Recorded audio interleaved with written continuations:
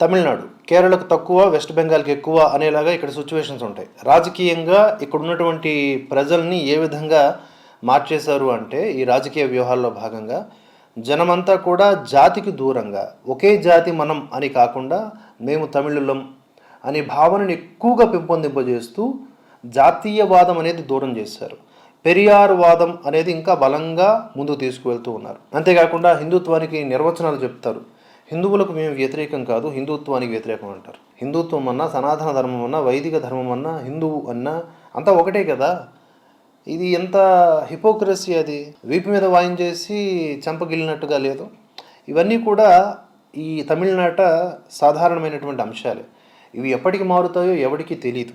అయితే ఇటీవల చోటు చేసుకున్న కొన్ని పరిణామాలు చూసుకోండి. టీవీకే విజయ్ మొదటిసారిగా అసెంబ్లీలో బలపరీక్ష ఆ టైంలో కూడా వందే మాత్రం ఆలపించే రూల్ ఏదైతే ఉందో ఆ టైంలో ఫుల్ వందే మాత్రం గేయం ఏదైతే ఉందో ఆ టైంలో కొంతమంది అసంతృప్తి వ్యక్తం చేశారు. వందే మాత్రం అన్నా కూడా వీళ్ళకి నొప్పులే. అది సహజమే. ఇక్కడ ఎంఐఎం పార్టీకి సంబంధించిన నేతలు కూడా వాకౌట్ చేస్తూ ఉంటారు ఏకంగాను, మేము వందే మాత్రం పాడము అని. బాహాటంగా వాళ్ళకి ఆ హక్కు, అది కూడా రాజ్యాంగమే కల్పించిందట. మరి ఇంకా దాన్ని మనం ఏమీ అనలేము. అయితే ఇక్కడ తమిళనాట ఈ క్యాబినెట్ విస్తరణ జరిగింది, మంత్రివర్గం కూడా కూర్పు జరిగింది. 23 మంది మంత్రులుగా ప్రమాణ స్వీకారం చేశారు. కాంగ్రెస్కు చెందినటువంటి 2, టీవీకి చెందినటువంటి 21 మంది ఇలా ప్రమాణ స్వీకారం చేశారు మంత్రులుగా. ఈ సందర్భంగా గవర్నర్ గారు అందరితో ప్రమాణాలు చేయిస్తూ ఉంటారు కదా. గవర్నర్ రాజేంద్ర విశ్వనాథ్ ఆర్లేకర్ గారు ఓ సందర్భంలో సీరియస్ అయ్యారు. ఎందుకు అయ్యారు అంటే, కాంగ్రెస్కు సంబంధించిన 2 ఎమ్మెల్యేలు రాజేష్ కుమార్, విశ్వనాథన్, వీరిద్దరికే క్యాబినెట్లో చోటు దక్కింది. వీళ్ళు ప్రమాణ పత్రాన్ని చదువుతూ ప్రమాణ స్వీకారాన్ని ముగించారు. ఆ తర్వాత కాంగ్రెస్ నాయకులైనటువంటి రాజీవ్ గాంధీ, రాహుల్ గాంధీ వీళ్ల పేర్లను కూడా ప్రస్తావించారు. దాంతో గవర్నర్ గారు చాలా సీరియస్ అయ్యారు. ఇది కాదు కదా ఆచారం, ఒక పద్ధతి ఉంటుంది కదా, ప్రోటోకాల్ ఉంటుంది కదా, అది పాటించాలి.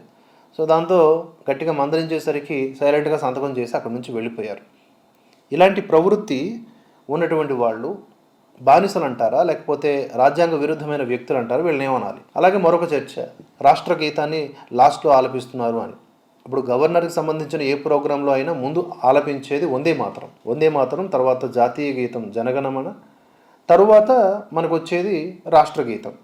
కానీ ఇక్కడ ఈ గవర్నర్కి సంబంధించిన కార్యక్రమంలో కూడా ముందెందుకు అది ఆలపించలేదు అని చెప్పేసి ఈ వేర్పాటువాద రీతిలో మాట్లాడడం ఎంతవరకు సబబు?